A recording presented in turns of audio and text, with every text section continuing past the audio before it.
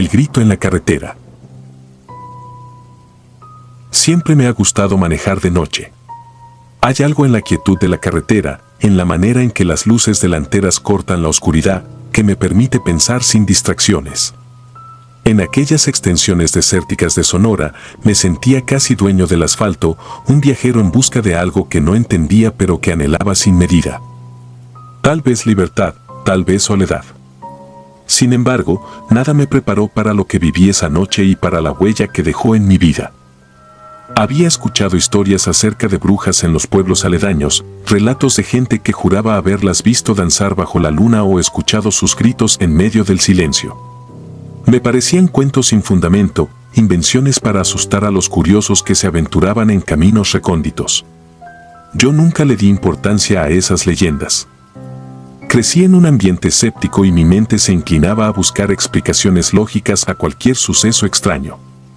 Por eso, cuando encendí el motor de mi automóvil aquella noche, iba más atento a mi música que a los rumores de seres sobrenaturales.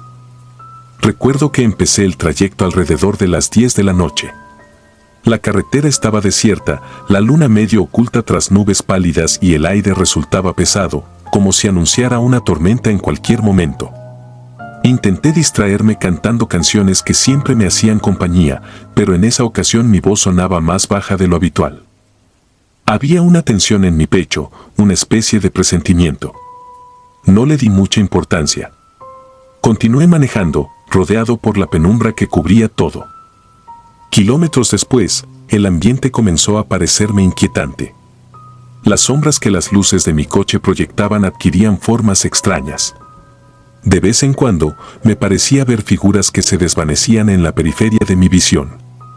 Distraído, apagué la música y me obligué a mirar al frente, convencido de que era cansancio.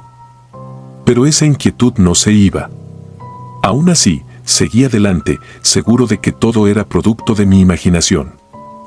En un tramo solitario, sin luces ni indicios de vida alrededor, me sorprendió la silueta de una mujer de cabello largo parada en medio del camino. Frené de golpe y mi corazón se desbocó. El rechinido de los neumáticos cortó el silencio como un grito agudo. De inmediato, bajé la mirada al velocímetro y luego volví a levantar la vista, aturdido. No había nadie frente al carro. La figura se había esfumado. Pensé que quizás el cansancio me estaba jugando una mala pasada. Respiré profundo, revisé por el espejo retrovisor y no vi ninguna señal de ella. Con el miedo aún presente, volví a acelerar. Me repetía que alguien así no podía desaparecer sin más, pero no encontraba explicación. Cada tanto miraba a los costados, esperando ver a esa mujer en la oscuridad, como si estuviera escondida entre los matorrales. El tramo que siguió fue especialmente silencioso. No había ni una ráfaga de viento. Me invadió la sensación de que algo iba muy mal, de que esa aparición no era una simple alucinación. A los pocos kilómetros, un grito estremecedor retumbó dentro de mi auto. Fue tan súbito y penetrante que perdí el control del volante por un instante. Recobré la dirección como pude, con las manos temblando, sintiendo el corazón a punto de romper mis costillas. No había nadie a mi lado, sin embargo, el alarido sonó como si aquella mujer me hubiera seguido, acercándose a mi oído para lanzar su lamento aterrador. Tragué saliva y revisé el asiento trasero. Nada. Me repetí que tenía que mantener la calma, que tal vez la mente me estaba engañando por el susto inicial. Pocos segundos después, sentí una presión helada alrededor de mi cuello, como si un par de manos invisibles se aferraran con furia. Solté el volante involuntariamente y el auto se ladeó. Tosí, ahogado, sin poder soltarme de aquello que no podía ver. Intenté gritar, pero la fuerza en mi garganta se desvaneció. Mi vista se nubló. Recuerdo una última bocanada de aire y mi terror, un terror atávico que me hizo entender que estaba frente a algo sobrenatural. Luego todo se volvió oscuridad. Desperté al día siguiente en una cama de hospital, con la luz del sol filtrándose por una ventana pequeña. Sentía un dolor punzante en el cuello y un sabor metálico en la boca. Me tomó unos segundos ubicarme y entender que seguía vivo. Una enfermera entró al cuarto, me vio agitado y llamó a un doctor. Él llegó con un semblante serio y me explicó que me habían encontrado inconsciente en mi auto a un costado de la carretera, con marcas de manos en el cuello. Alguien que pasaba en la madrugada vio mi coche detenido y se acercó para ayudar. En ese instante, mi mente evocó la imagen de la mujer de cabello largo y su grito en mi oído. Un escalofrío me recorrió la columna vertebral. El doctor me preguntó si me había peleado con alguien, si recordaba algún ataque. No pude explicarle lo que sentí, o mejor dicho, no supe cómo. No me pareció prudente contarle que creía haber visto a una bruja o al menos algo fuera de lo ordinario. Simplemente negué con la cabeza y dije que no estaba seguro de nada, que me había parecido ver a alguien en la carretera y luego había perdido el conocimiento. Él me recomendó reposo. Las marcas en mi cuello lucían como si unos dedos se hubieran hundido con saña, pero no se correspondían con las de mis propias manos. Según su criterio, podían ser de un agresor o incluso un intento de estrangulamiento que yo mismo no recordaba bien por el shock. Salí del hospital esa misma tarde, con la garganta enrojecida y la mente plagada de confusión. Al recuperar mi auto del corralón, noté que el parabrisas seguía intacto, no había golpes que indicaran un accidente. Tampoco había huellas de alguien más. Por un momento me pregunté si realmente me había cruzado con una mujer o si había sido mi imaginación desatada por la fatiga. Sin embargo, las marcas en el cuello eran la evidencia irrefutable de que algo sucedió. Aún con la incertidumbre, me subí al auto y manejé despacio de regreso a mi casa, evitando la misma carretera. Sentía un temor inusual que me paralizaba las ideas, como si en cualquier momento fuera a surgir aquel grito de nuevo. Al llegar a mi hogar, me encerré en mi habitación y apenas pude dormir. Me desvelé recordando detalles, su silueta frágil bajo la luz mortecina, su largo cabello mecido por el viento inexistente y ese instante en que clavó la mirada en mí antes de desvanecerse. Me preguntaba si habría sido una advertencia o una trampa. Recordé esas leyendas de brujas que se aparecían en la carretera para confundir a los viajeros. Aquellas historias que tildé de absurdas cobraban sentido de golpe. Sentí miedo, no el típico miedo a la oscuridad, sino uno profundo, ancestral, que me retumbaba en el pecho. La idea de que algo inhumano me había tocado se apoderó de mí. En los días siguientes, quise investigar un poco. Busqué en periódicos locales notas sobre apariciones extrañas, revisé foros en internet sobre relatos de gente que hubiera pasado por algo parecido en Sonora. Encontré múltiples testimonios, la mayoría anónimos, que describían una mujer vestida de blanco o de negro, con el cabello desordenado, que aparecía a media carretera en las noches. Algunos afirmaban que era el espectro de una persona que murió atropellada y ahora vagaba en busca de venganza. Otros aseguraban que era una bruja, una mujer con poderes oscuros que utilizaba sus gritos para aturdir a los conductores y ocasionar accidentes fatales. Aunque mi mente científica se resistía, empecé a conectar los puntos. Hablé con un amigo que conocía la región. Le conté en términos generales lo ocurrido, omitiendo detalles que podrían hacerme lucir fuera de mis cabales. Él me reveló que, en la zona de Sonora, había pueblos donde la gente se negaba a transitar de noche por temor a encontrarse con algo. Decían que en las montañas cercanas se habían practicado rituales oscuros tiempo atrás y que todavía había brujas sueltas. Me recomendó no volver a esa carretera, ni siquiera de día. Sentí una punzada en el estómago al escuchar esas palabras. Mi cordura batallaba contra la certeza de lo que yo mismo había vivido. Las pesadillas empezaron poco después. Me despertaba sobresaltado, con la respiración entrecortada, sintiendo de nuevo esas manos gélidas alrededor de mi cuello. Algunas noches creía escuchar un grito lejano en mi habitación. Otras, despertaba con el presentimiento de que alguien me observaba desde la ventana. Mi familia atribuyó mi conducta nerviosa al estrés, pero yo sabía que había algo más, algo que me perseguía incluso en sueños.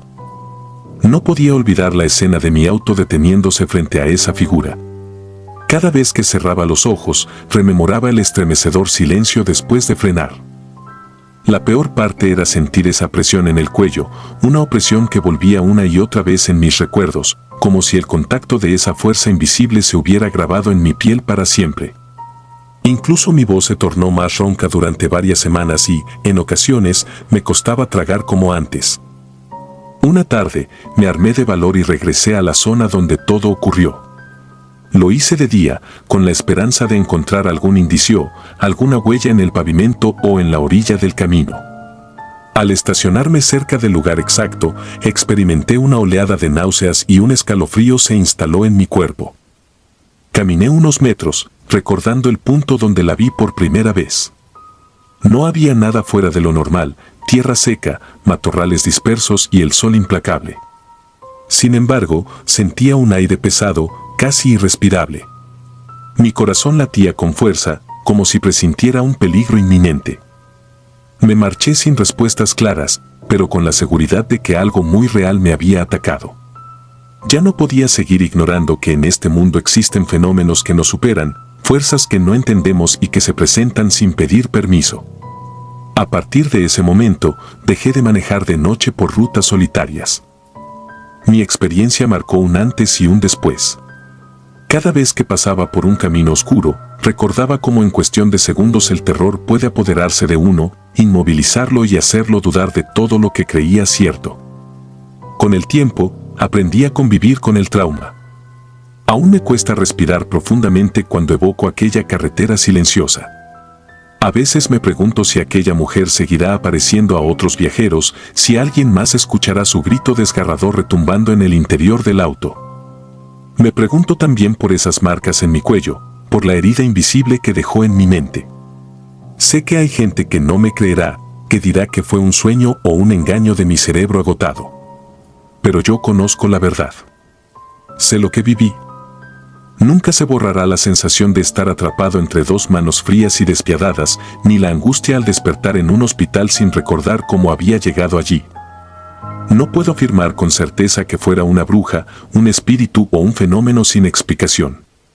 Solo sé que, esa noche, la carretera de Sonora no era un simple tramo de asfalto oscuro, sino un territorio donde algo aguardaba en silencio, algo que no era humano y que poseía la fuerza y la maldad necesarias para robarme el aliento, casi literalmente. Todavía hoy, cada vez que veo mi reflejo en el espejo, repaso la débil marca que quedó en mi cuello. Al tocarla, revivo la angustia de esa noche maldita y escucho en mi mente, aunque tenue, aquel grito que jamás podré olvidar. Aunque los días pasen y mi rutina intente envolverme en su manto de normalidad, hay un rincón en mi memoria que permanece ligado a ese tramo desolado de carretera. Un espacio lúgubre e inquebrantable que me recuerda lo frágil que somos frente a fuerzas incomprensibles. Cada latido de mi corazón me advierte que, en la oscuridad, existen presencias que acechan, esperando el momento propicio para mostrarnos su rostro. O su ausencia de él. Y al final, lo único que me queda es este recuerdo indeleble y un consejo que nunca pedí: si alguna vez viajas solo de noche por Sonora, piensa 2 veces antes de ignorar las historias de brujas y espectros. Tal vez sean solo leyendas, pero si un día ves a una mujer de cabello largo en medio del camino, no intentes averiguar si es real o un producto de tu imaginación. Podrías descubrirlo de la peor manera, igual que yo. El silbido en la noche. Mi nombre es Juan y nací en un pequeño pueblo de la Sierra de Oaxaca. Desde niño escuchaba historias sobre brujas que bajaban de los cerros cuando la noche estaba más oscura, pero nunca les presté demasiada atención. Mi abuelo, hombre de pocas palabras y de manos curtidas por la vida en el campo, solía sentarse frente al fogón y advertirme que no debía salir a cazar después de la medianoche. Decía que, en esas horas, algo peligroso recorría los caminos y se alimentaba de la juventud de los incautos. Tenía yo 17 años la noche en que decidí desafiar sus advertencias. Pensaba que el miedo era cosa de supersticiones viejas y que, si salía acompañado de mis amigos, nada realmente malo podía suceder. Un viernes, después de la cena, me reuní con 3 amigos que compartían mi afición por la cacería: Tomás, Sergio y Marcos. Los 4 habíamos decidido que el mejor momento para buscar tejones en el cerro era la madrugada, cuando los animales salían a merodear. Nos armamos con escopetas viejas, linternas y un puñado de valentía mal calculada. Alrededor de las 11 de la noche, emprendimos el camino bajo una luna pálida que parecía observarnos desde lo alto. El aire era fresco, con ese olor a pino y hierba húmeda que siempre me recuerda a la sierra de Oaxaca. Mientras avanzábamos por la vereda, recordé la advertencia de mi abuelo. Su voz grave resonó en mi mente: no salgas al cerro después de la medianoche. Las brujas bajan a alimentarse. Sacudí la cabeza para espantar aquellos pensamientos. Me decía que, si tanta gente había vivido siempre ahí, no podía ser tan peligroso. Tenía el corazón acelerado, pero procuraba no mostrarlo frente a mis amigos. Me reía con ellos, haciendo bromas nerviosas, intentando ignorar los sonidos extraños que se alargaban en el silencio nocturno. A eso de la 1 de la madrugada, nos encontrábamos ya bastante lejos de las luces del pueblo. El aire se volvió denso. Cada cierto tiempo, escuchábamos ruidos entre los matorrales, segaramente animalillos correteando, pero cada crujido se sentía demasiado cercano. Seguimos avanzando con las linternas, confiando en que pronto veríamos algún tejón. De repente, un silbido agudo se oyó en la cima del cerro. Al principio lo atribuimos al viento, un silbido alargado que venía con el aire helado de la noche. Nadie dijo nada, pero noté cómo Marco se tensó y miró de reojo la oscuridad sobre nosotros. Continuamos caminando, tratando de no prestar atención, hasta que un segundo silbido cruzó la negrura como un puñal. Era distinto a los sonidos del bosque, más penetrante, como si estuviera cargado de intención. Nos detuvimos para escuchar mejor. Tomás, con la voz temblorosa, murmuró que tal vez era alguna especie de ave nocturna. Pero yo sentí un escalofrío recorrerme la columna. Era un sonido que no parecía natural.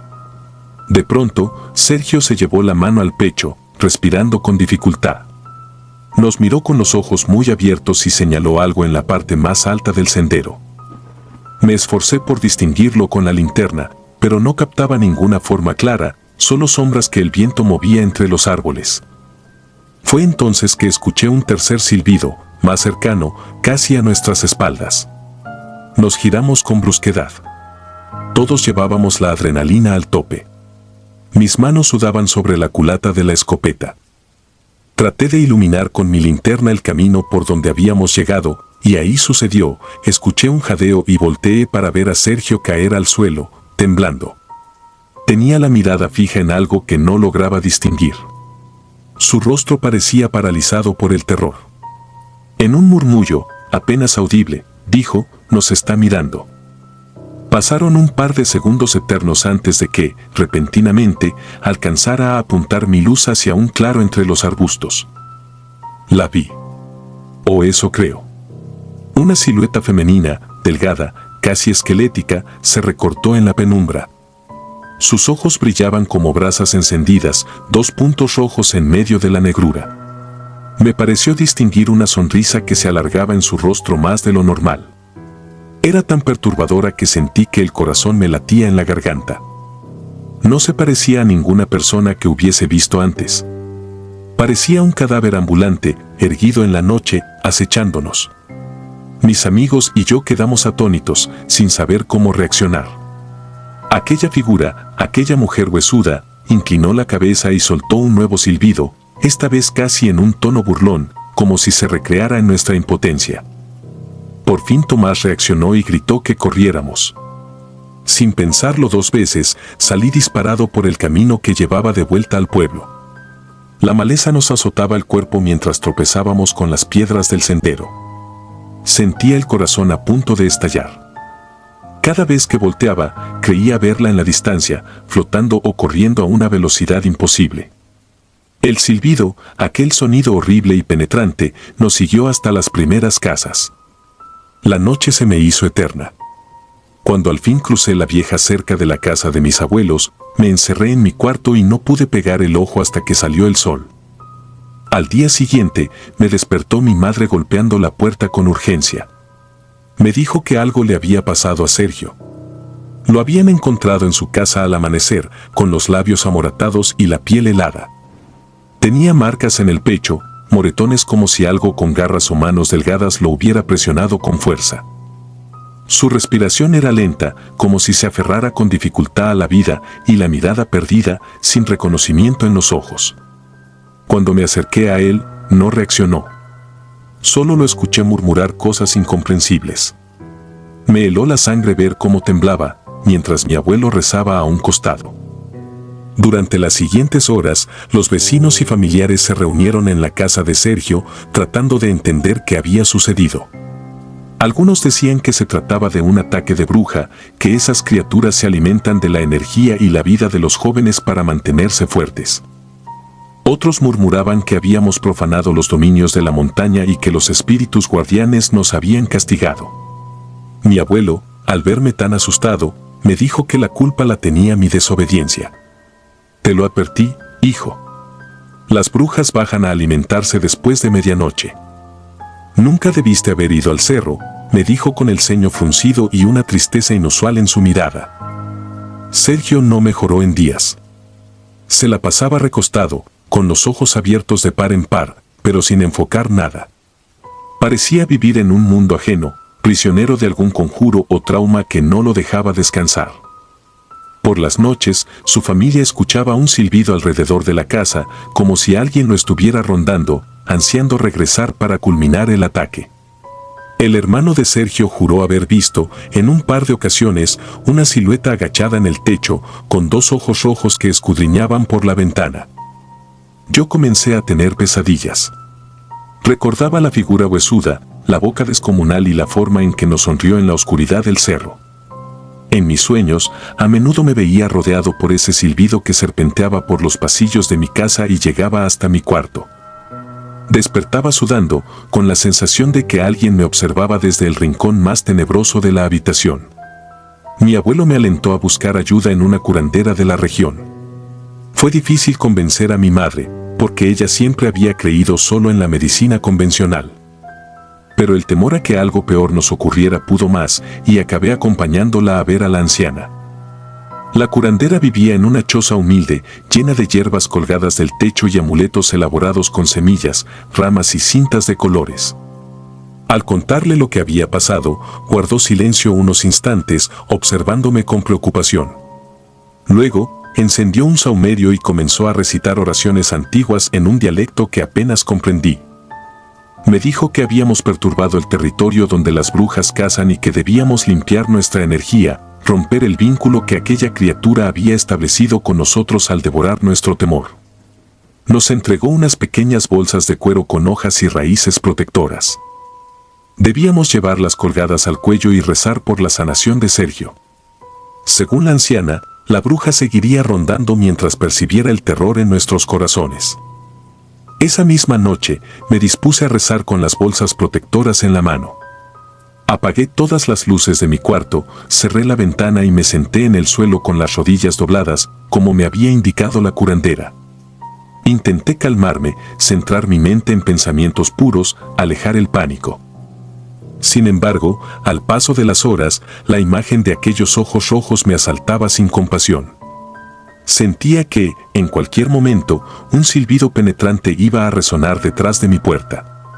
No podía apartar la idea de que aquella mujer seguía ahí afuera, esperando el instante oportuno para atacar otra vez.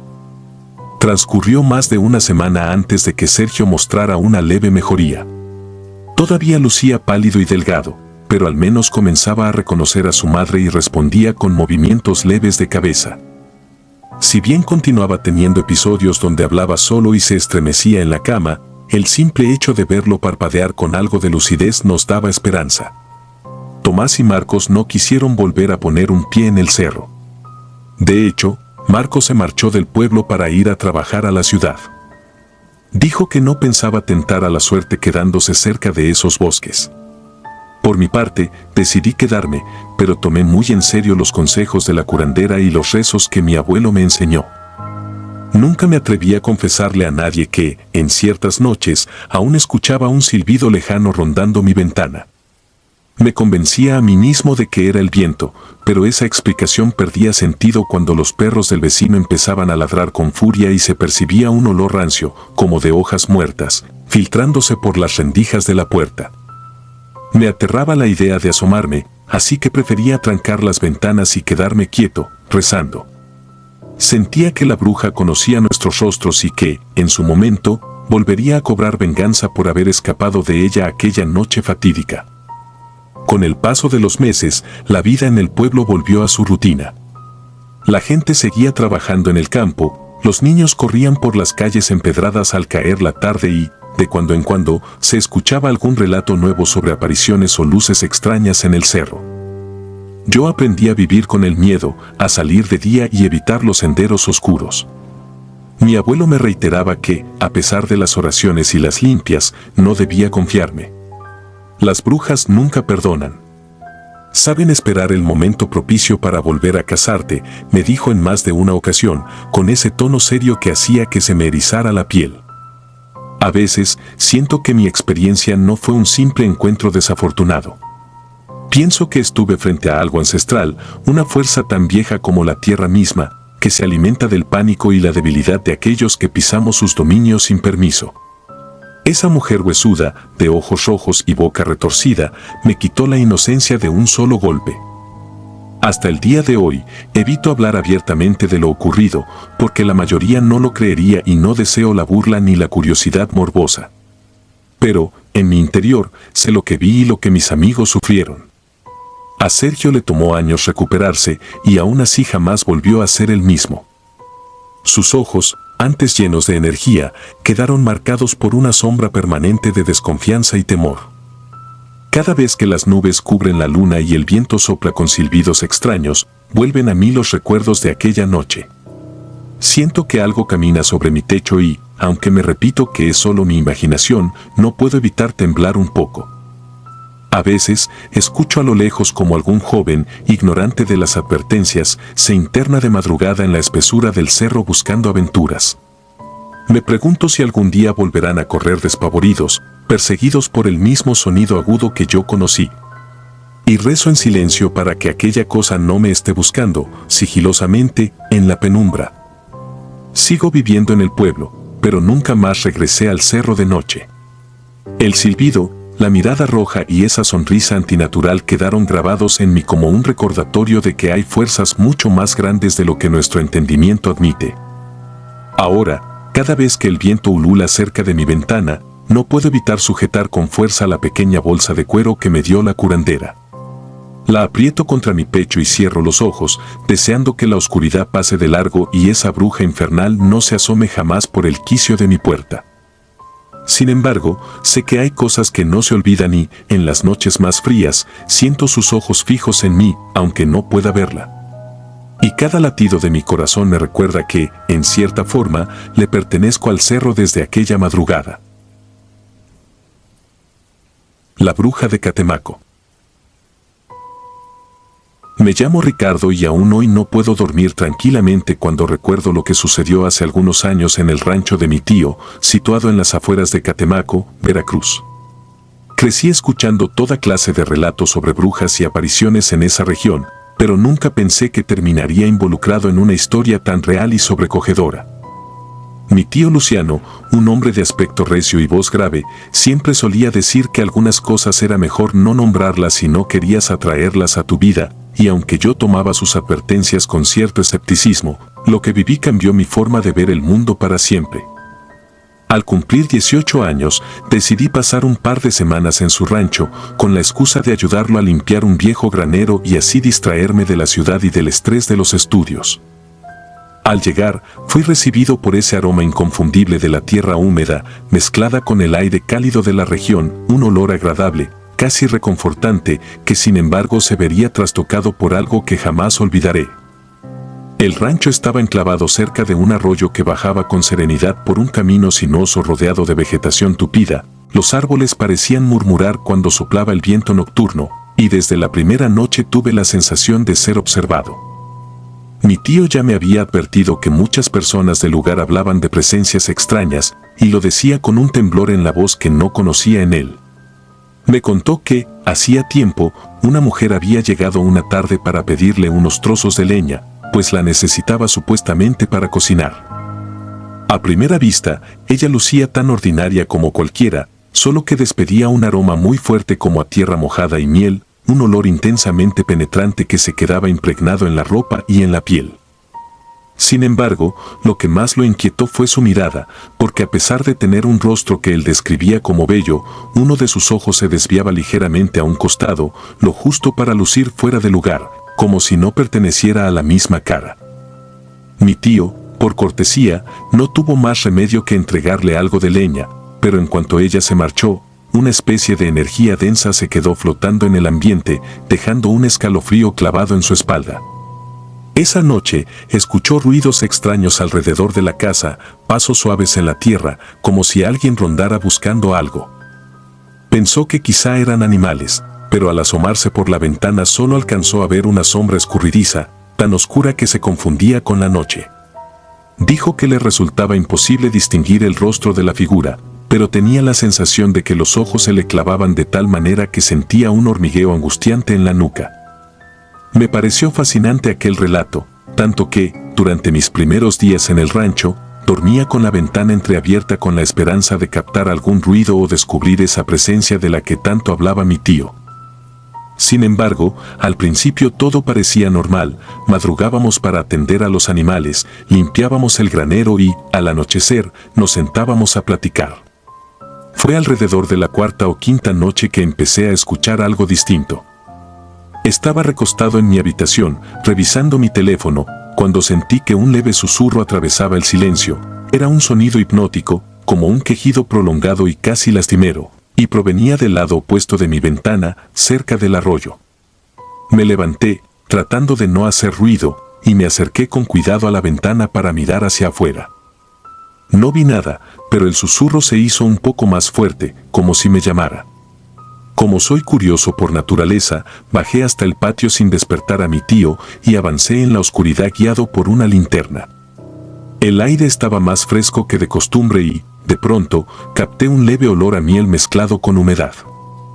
Seguí caminando unos metros y lo vi, una silueta femenina de pie junto al agua, con el cabello largo y negro que le caía sobre los hombros. No pude ver su rostro con claridad, pero noté que su cuerpo parecía estar cubierto con una tela fina que se confundía con la penumbra. De repente, sin previo aviso, la figura volteó hacia mí y me paralicé, porque no hubo un movimiento gradual, sino un giro casi antinatural de la cabeza y, acto seguido, sentí que esos ojos se me clavaban de la forma más perturbadora que había experimentado. El miedo se apoderó de mí y me eché unos pasos atrás. Fue solo un segundo, pero me pareció una eternidad. Cuando parpadeé, ella ya no estaba. El susurro también se había desvanecido, como si nunca hubiese existido. Al día siguiente, dudé en contarle a mi tío lo que había visto, pues no quería sonar como un tonto asustado. Sin embargo, él me notó pálido y me preguntó qué sucedía, así que cedí y le confesé mi experiencia. Le sorprendió que yo hubiese visto algo tan parecido a lo que él describió tiempo atrás, y me confesó que durante muchas madrugadas había escuchado cánticos extraños que provenían del fondo de la propiedad. Me describió sonidos como murmullos de voces femeninas que, de pronto, se transformaban en carcajadas distorsionadas. Me dijo que, en más de una ocasión, había sentido la presencia de alguien detrás de él, respirándole en la nuca y hasta tocándole el hombro, pero que, al voltear, lo único que encontraba era la oscuridad y el murmullo del viento. Según algunos vecinos, Catemaco tiene fama de ser tierra de hechiceros y brujas, y eso lo sabíamos desde siempre, pero nunca habíamos sido testigos de algo tan directo y perturbador. Mi tío aseguraba que esa mujer que un día apareció a pedir leña era mucho más que una simple forastera, y que llevaba consigo una energía maligna que parecía alimentarse de nuestro temor. Aún así, intentaba aferrarse a la idea de que no existía peligro real mientras no mostráramos debilidad. Las siguientes noches se convirtieron en una pesadilla. El ruido de pisadas en el techo, crujidos en las ventanas y golpes suaves en las paredes comenzaron a repetirse con insistencia. Me despertaba agitado y salía al corredor con la esperanza de atrapar a algún animal merodeando. Pero jamás encontré nada. Lo inquietante era la manera en que los perros del rancho enloquecían, ladraban a la nada, con el lomo erizado y mostrando los dientes, como si vieran algo que yo no podía percibir. En una ocasión, uno de ellos dejó de comer y se pasaba el día gimiendo, mirando hacia el mismo punto del patio, sin mover la vista ni un segundo, como si observara una sombra permanente y aterradora. Mi tío decidió bendecir el lugar con ayuda de un conocido que practicaba limpias y rezos, pues creía que era la única forma de ahuyentar aquello que nos estaba perturbando. El hombre llegó con un semblante serio y de inmediato detectó una atmósfera cargada, como si el aire pesara más de lo habitual. Mientras él recitaba sus oraciones, escuché un extraño gruñido provenir de las copas de los árboles que rodeaban el rancho, un sonido tan bajo y gutural que casi me hace soltar la vela que llevaba en la mano. Fue en ese instante que sentí, con una claridad heladora, que alguien nos observaba desde la maleza, alguien o algo que se enfurecía con cada palabra que el hombre pronunciaba. Pasó cerca de media hora de rezos y oraciones hasta que, finalmente, el viento pareció calmarse y el gruñido se apagó. No obstante, esa noche soñé con el rostro de la mujer del arroyo, con ese ojo ligeramente desviado que me miraba con un rencor indescriptible. En el sueño, sus labios se movían como si pronunciara mi nombre, pero de su boca no salía sonido alguno, solo un silencio asfixiante que se me incrustaba en la mente como un clavo ardiente. Al despertar, estaba sudando frío y sentía que mi corazón latía con tanta fuerza que me mareaba. Me incorporé en la cama y, en ese instante, un golpe seco resonó contra la pared externa de mi cuarto, seguido de algo parecido a un arrastre. Me quedé quieto, esperando. Quise armarme de valor y asomarme por la ventana, pero la sensación era tan fuerte que me quedé paralizado. Un minuto después, el ruido cesó por completo y el silencio de la noche volvió a apoderarse del lugar. Así transcurrió mi última semana allí, entre rezos, limpias improvisadas y oraciones murmuradas. Mi tío me animaba a no dejarme llevar por el pánico, asegurando que la verdadera fuerza de esas presencias se basaba en nuestro miedo. Sin embargo, cada amanecer me encontraba más cansado, como si hubiera luchado en sueños contra un peso que aplastaba mi voluntad. El día anterior a mi partida, mi tío y yo salimos a revisar los límites de la propiedad, con la esperanza de verificar si había alguna señal de intrusos humanos. El camino era angosto, cubierto de maleza espesa, y apenas podíamos avanzar con las ramas arañándonos la ropa. De repente, un olor insoportablemente dulce, como miel mezclada con podredumbre, nos golpeó de lleno. Unos pasos más adelante, hallamos una especie de montículo de tierra removida. La atmósfera se sentía opresiva, como si la vegetación misma nos mirara con resentimiento. Cuando me acerqué para examinarlo, distinguí restos de animales, fragmentos de hueso que parecían haber sido dispuestos de manera ritual alrededor de un círculo marcado en la tierra. Sentí náuseas, el corazón me martillaba en el pecho, y de pronto volví a oler ese hedor húmedo que me recordó a la mujer junto al arroyo. Tuve la certeza de que aquello no era obra de ningún depredador, sino de un acto metódico y perverso, quizá una ofrenda o parte de algún conjuro siniestro. Mi tío lucía más pálido de lo que jamás lo había visto, pero no dijo nada, porque no había palabras que pudieran describir lo que presenciábamos. A pesar del asco y el horror, tapamos ese lugar como pudimos, rezamos un Padre Nuestro y nos marchamos sin volver la vista atrás, con la convicción de que esa noche sería la más larga de nuestras vidas. Y así fue. Cuando el sol comenzó a ocultarse, un silencio sepulcral se adueñó del rancho. Ni los grillos cantaban, ni el viento soplaba. Sentíamos la atmósfera pesada, cargada de algo que amenazaba con revelarse de un momento a otro. Mi tío y yo permanecimos en la sala, con veladoras encendidas y oraciones en los labios, esperando que la noche pasara sin contratiempos, pero la presencia se hizo notar con toda su ferocidad. Primero fueron los golpes en el techo, luego el arrastre de algo pesado alrededor de la casa, como si raspara la tierra con garras. Las velas se apagaban solas, aunque no había viento, y el perro más viejo del rancho aullaba de forma desesperada, con un lamento que partía el alma.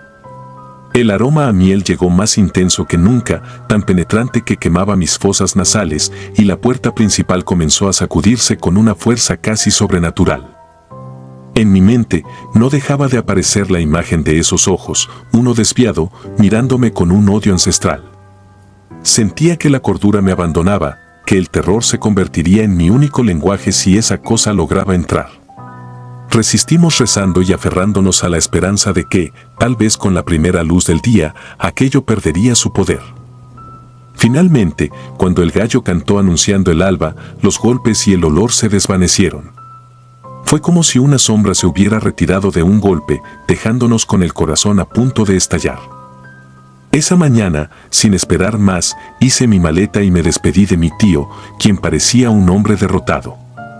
Me pidió que guardara silencio sobre todo lo que había visto, por miedo a que la gente lo tachara de loco o que, al contarlo, volviera a traer aquello que nos acosó sin piedad. Regresé a la ciudad con la sensación de haber presenciado algo que escapa a la razón y a las explicaciones lógicas. Apenas podía conciliar el sueño, y cada vez que lo lograba, me veía de nuevo junto al arroyo o, peor aún, dentro de la casa, oyendo golpes en las paredes y sintiendo la respiración gélida de esa presencia rondando mi cama.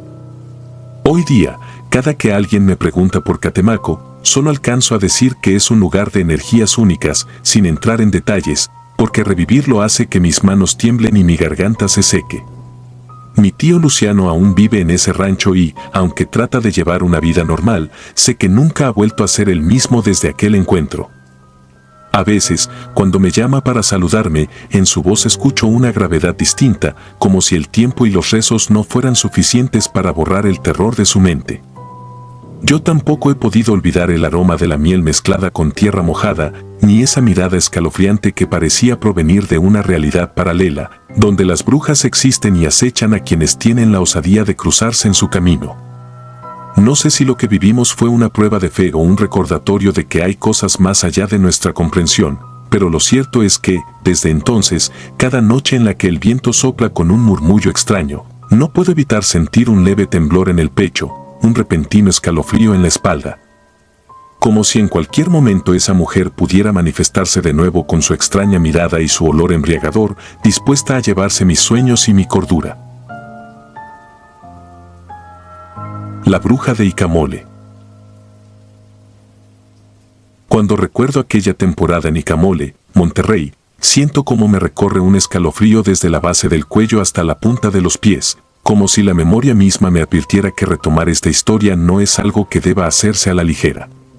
Yo tendría unos 13 años en ese entonces y mi hermano menor apenas unos meses de vida. Él no estaba bautizado porque mis padres pospusieron el sacramento debido a contratiempos familiares y falta de tiempo. Al inicio nadie le dio mucha importancia a ese detalle, todos creímos que no pasaría nada por esperar, pero ahora sé que ese vacío atrajo algo que no puedo explicar con lógica, algo que se alimentaba de nuestra vulnerabilidad. En aquel pueblito, rodeado de lomas áridas y muros de roca, comenzaron a suceder cosas tan extrañas que hubo noches en las que literalmente no pude pegar los ojos. La primera señal de que algo andaba mal fueron los llantos desesperados de mi hermano a la medianoche. No se trataba de un simple bebé llorando por hambre o por una incomodidad común. Eran gritos tan llenos de pavor que parecían desgarrar el silencio de la casa. Mis padres acudían a su cuna, lo cargaban, lo acunaban, revisaban que no tuviera fiebre y que no le picara ningún bicho. Sin embargo, su llanto no cesaba sino hasta que mi madre, sin explicación alguna, prendía una vela blanca que mi abuela había bendecido un tiempo atrás en la iglesia. A veces, intentando calmar el ambiente, poníamos música suave o recitábamos oraciones. Sentíamos un alivio momentáneo, pero en cuanto volvíamos a la cama, el llanto comenzaba de nuevo y así hasta el amanecer. Mi padre, con ojeras marcadas y el gesto preocupado, me despertaba antes del alba para ir a buscar agua al pozo. Y era en esos trayectos en la oscuridad previa al amanecer cuando empecé a sentir una presencia extraña siguiendo mis pasos. Caminaba detrás de mí, casi podía percibir un ligero siseo, y el vello de mis brazos se erizaba como si estuviera cerca de un ser que no pertenecía a este mundo. Conforme avanzaron las semanas, los ruidos en el techo comenzaron a perturbarnos cada vez más. Al principio escuchábamos un ligero arañazo en las tejas, algo que se deslizaba con cuidado para no ser detectado. Creímos que tal vez se trataba de un gato o de algún animal nocturno, pero esas suposiciones pronto fueron desechadas. Algunas noches, después de la medianoche, se oía una especie de risita apagada, un sonido que se movía de un extremo al otro de la casa, como si se burlaran de nuestro miedo. Todos nos acurrucábamos en la sala o en el dormitorio de mis padres, buscando la manera de proteger a mi hermano. Sentíamos que si lo dejábamos un instante solo, esa cosa en el techo bajaría por él. Una madrugada, reunidos en un solo cuarto, escuchamos con claridad algo parecido a un par de garras rascando la ventana, haciendo que mi madre soltara un grito ahogado. Cuando me atreví a mirar entre los tablones, solo pude distinguir un par de ojos brillantes en la oscuridad, pero juraría que algo en su mirada expresaba hambre o tal vez deseo. Allí fue cuando empecé a creer con certeza que eran brujas, esas de las historias que contaba mi abuela, que se alimentaban del alma de los bebés no bautizados. Había mañanas en que encontrábamos marcas extrañas alrededor de la casa. Eran símbolos hechos con ceniza, plumas ennegrecidas y pequeños huesecillos que, supuse, provenían de algún ave o roedor. Mi padre quitaba todo con rapidez y luego rociaba agua bendita con un ramo de hierbas para espantar el mal. Mi madre lloraba en silencio mientras arrullaba a mi hermano. La atmósfera se volvió tan densa que costaba respirar. El solo hecho de caminar por el patio nos causaba ansiedad, como si cada rincón albergara un par de ojos acechando. Mi abuela, que vivía en la casa contigua, nos aconsejó rezar antes de dormir y mantener una vela encendida toda la noche. Ella insistía en que si mi hermano seguía sin bautizar, quedaba expuesto a todo tipo de fuerzas oscuras que rondaban el lugar. Le dimos largas a la idea del bautizo porque esperábamos a un padrino que vivía lejos, pero pronto comprendimos que no podíamos seguir postergándolo. Sin embargo, mientras se organizaban los preparativos, las cosas empeoraron. Recuerdo una noche en particular que marcó un antes y un después. Hacía un calor sofocante, típico de las temporadas secas en esa región. Nadie lograba conciliar el sueño y yo me levanté para tomar agua de la jarra. Al pasar cerca de la cuna de mi hermano, noté que él dormía inquieto, con pequeñas gotas de sudor resbalando por su frente. De pronto sentí un hedor extraño, algo así como azufre mezclado con podredumbre, que me revolvió el estómago. Fue tan intenso que me tapé la nariz y retrocedí. En ese instante, el viento se levantó en la habitación sin que hubiese ventanas abiertas y la llama de la vela que teníamos encendida se apagó de golpe, sumiéndonos en una oscuridad impenetrable. Un susurro que no identifiqué se escuchó en mi oído, algo como mi nombre o una risa apagada, y sentí que se me helaba la sangre. Corrí a prender la luz, pero el foco parpadeaba sin encender del todo, como si algo interfiriera. Alcancé a escuchar que mi hermano lanzó un gemido de terror y cuando el bombillo finalmente encendió, vi su rostro bañado en un llanto silencioso. Entonces me invadió una sensación aplastante de culpa, como si yo hubiera permitido que algo se acercara a él. A partir de ese momento, las noches se volvieron un suplicio interminable, y no solo por los ruidos o la presencia que sentía, sino también por las pesadillas que se apoderaron de mí. Soñaba con una sombra alada que sobrevolaba nuestra casa y se posaba en el techo, esperando el momento adecuado para entrar y raptar a mi hermano. En mis sueños podía ver las manos huesudas extendiéndose por la ventana, intentando arrancarlo de su cuna, mientras yo miraba paralizado sin poder mover un músculo. Despertaba empapado en sudor, con el corazón latiendo a un ritmo desenfrenado y la imagen de esa sombra todavía latente en mi mente. Mi madre y mi padre estaban tan exhaustos que apenas atinaban a mantenerse en pie al amanecer. Poco a poco nos quedamos sin energías y el ambiente en la casa se volvió gris, cargado de una tensión que nunca había sentido antes. Sin embargo, la gota que derramó el vaso sucedió en una de esas madrugadas calurosas. Esa noche, ya de madrugada, los lamentos de mi hermano se tornaron más agudos. Mi madre gritó mi nombre para que fuera a buscar un crucifijo que teníamos guardado en el ropero, algo viejo y desgastado, pero que cargaba con él la bendición de un sacerdote. Mientras corría por el pasillo, sentí unos pasos detrás de mí, no humanos. Era como si unas pezuñas golpearan el piso de piedra, una cosa que se acercaba a gran velocidad. El miedo casi me paralizó, pero logré llegar al ropero y abrirlo. De pronto sentí un golpe en mi brazo y la puerta se cerró sola, atrapándome unos segundos en la penumbra. Tomé el crucifijo y, con todas mis fuerzas, empujé para salir. Cuando regresé con mi familia, los encontré acurrucados en la cama, protegiendo al bebé como si el mundo entero quisiera quitárnoslo. Fue en ese instante que todos comprendimos lo evidente: no teníamos más opción que hacer el bautizo de inmediato o perderlo todo. Organizar el bautizo fue una carrera contra el tiempo. Mi padre hizo llamadas urgentes para conseguir un sacerdote que viniera al día siguiente. No importaba que no estuviera la familia completa ni que faltaran algunos padrinos. Queríamos salvar a mi hermano y salvarnos a nosotros mismos. Así que al día siguiente, un domingo caluroso y polvoriento, fuimos a la pequeña iglesia de la localidad. El padre ofició la ceremonia con un gesto serio y una mirada comprensiva, como si supiera de sobra lo que pasaba en esas tierras. La pila bautismal estaba fría, pero al momento de vertir el agua bendita sobre la frente de mi hermano, sentí una vibración extraña, casi como un estremecimiento en el aire. Mi madre soltó un suspiro aliviado, y mi padre apenas pudo contener un par de lágrimas. No me atreví a decirlo en voz alta, pero percibí que algo salió de nuestro hogar en aquel preciso instante.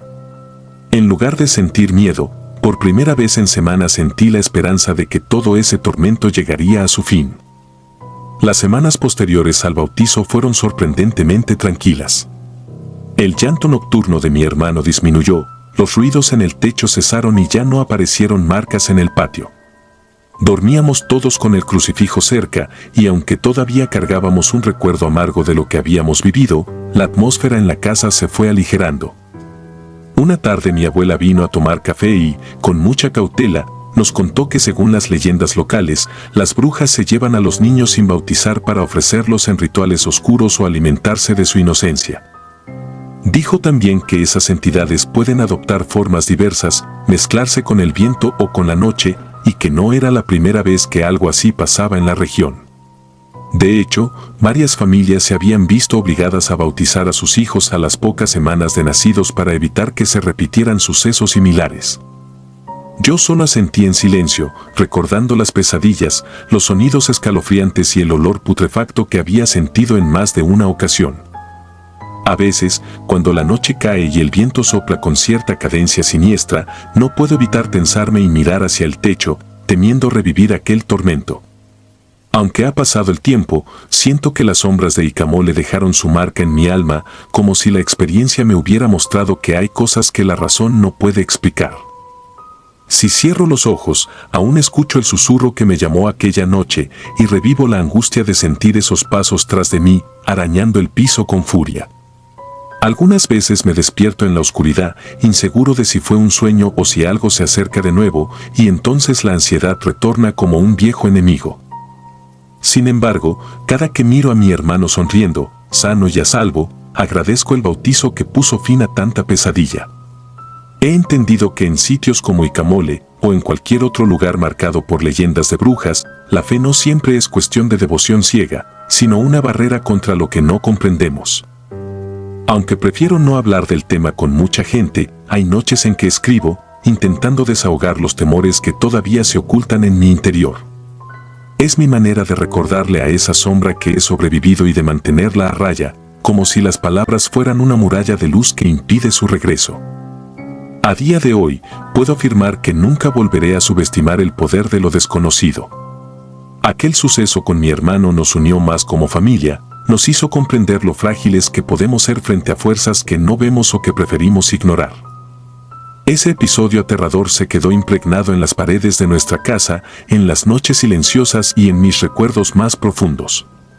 Cuando regreso a Icamole y veo aquellas tejas rojas en el techo que alguna vez soportaron risas macabras, siento un leve escalofrío.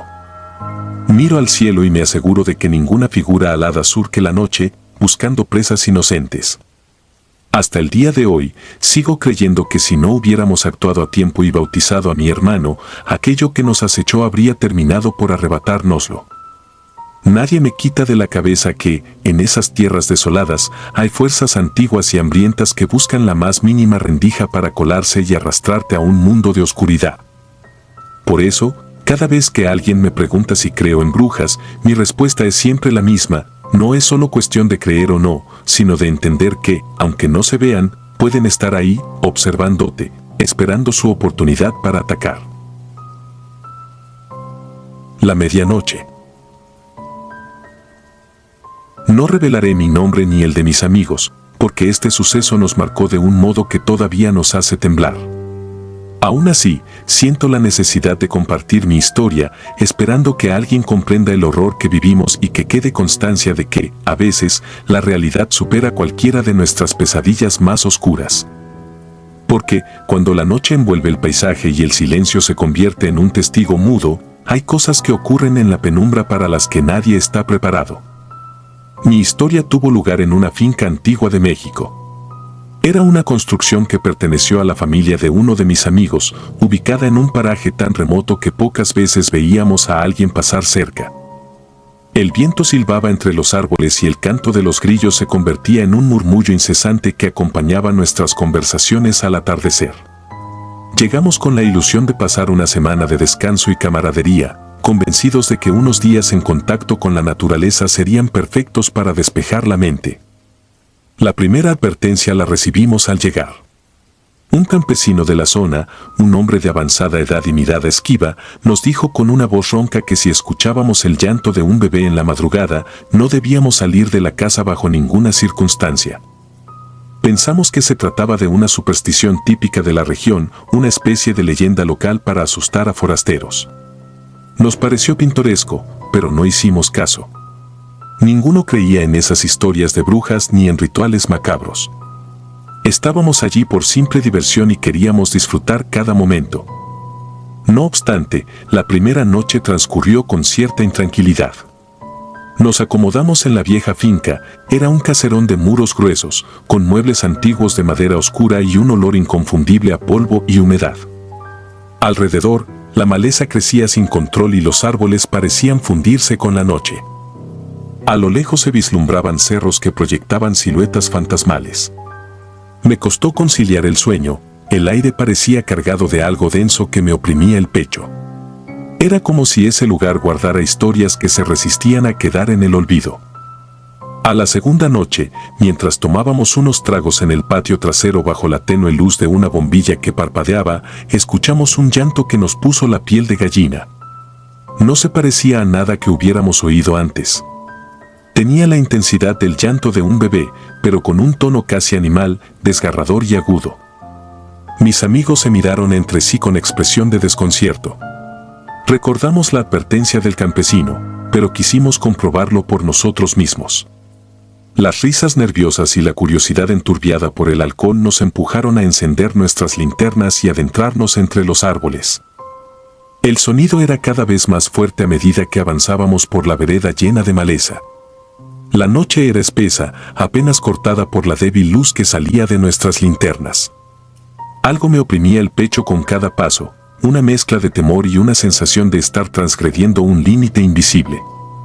De pronto, cerca de un claro rodeado de palmeras y arbustos, vimos una figura encorvada. La silueta se balanceaba sobre algo que yacía en el suelo. Un escalofrío me atravesó.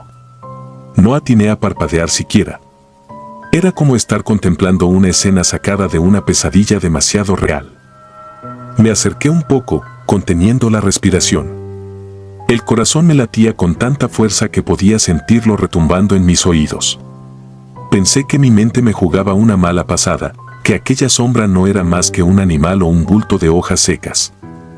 Pero el sonido no mentía, el llanto continuaba, aunque se notaba distorsionado, como si algo se interpusiera entre la fuente del llanto y nosotros. Luego, por un instante, creí ver una mano retorcida sujetando una diminuta figura. Fue suficiente para que se me helara la sangre. Un compañero me susurró que parecía estar devorando a un niño. Y aunque las palabras apenas salieron de su boca, me parecieron atronadoras en medio de ese silencio mortal. Mi linterna tembló en mi mano al iluminar la escena con un haz de luz más directo. El ser que se alimentaba se giró hacia nosotros, mostrándonos un rostro que jamás olvidaré. Tenía la piel gris, casi traslúcida, y unos dientes largos, amarillentos, que contrastaban con una boca manchada de algo oscuro. Sus manos eran más bien garras, y sus ojos, vidriosos, se clavaron en mí con un gruñido bajo. En ese instante, dejé de respirar, supe que lo que estaba ante nosotros no era humano. Me paralicé por un segundo, hasta que mi instinto de supervivencia me gritó que corriera. Dimos media vuelta y emprendimos una carrera frenética sin volver la vista atrás. Mientras corríamos, el ruido de las ramas rompidas y el crujir de nuestras pisadas se mezclaban con un jadeo que ya no reconocía como propio. Mis amigos lanzaban jadeos y maldiciones. Yo solo podía pensar en alejarme de aquel claro, olvidar la imagen, convencerme de que todo era una alucinación. Llegamos a la casa y cerramos la puerta con llave. Nos atrincheramos en la sala, con los rostros desencajados y el sudor perlándonos la frente. Nadie pronunció palabra. Encendimos todas las luces que pudimos, como si eso fuera a protegernos. Esa noche, dormimos muy poco.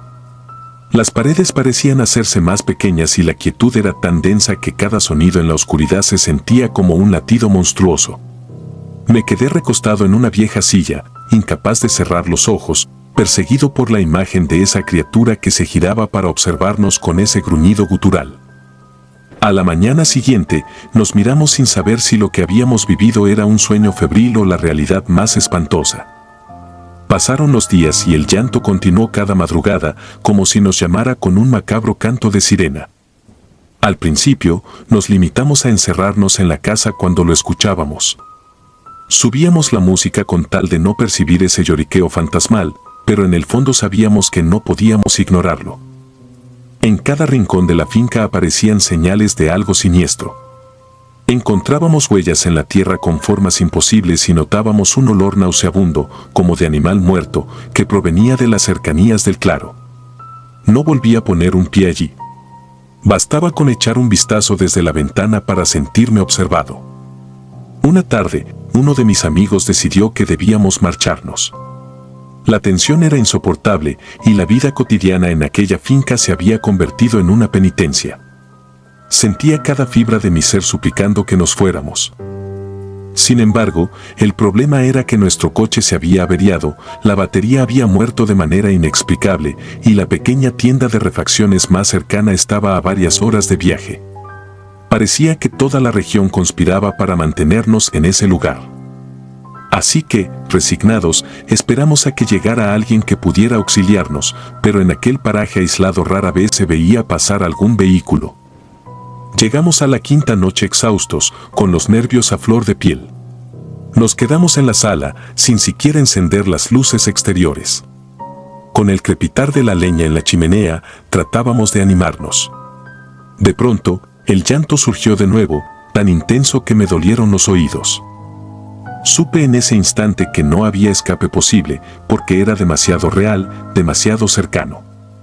Advertí que la puerta se estremeció como si algo se posara contra ella. Los cristales de las ventanas vibraron y un escalofrío me recorrió la espalda.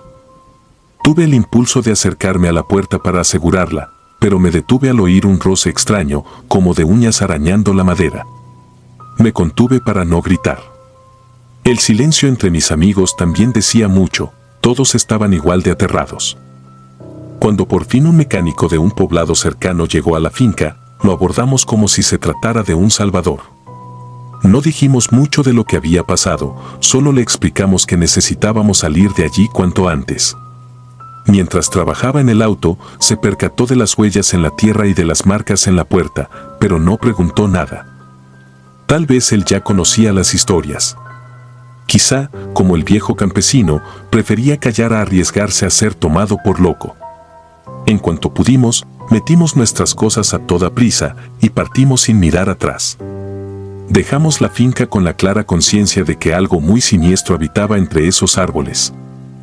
Después del regreso a la ciudad, traté de retomar mi vida, pero había noches en las que despertaba empapado en sudor, convencido de haber oído un llanto a lo lejos.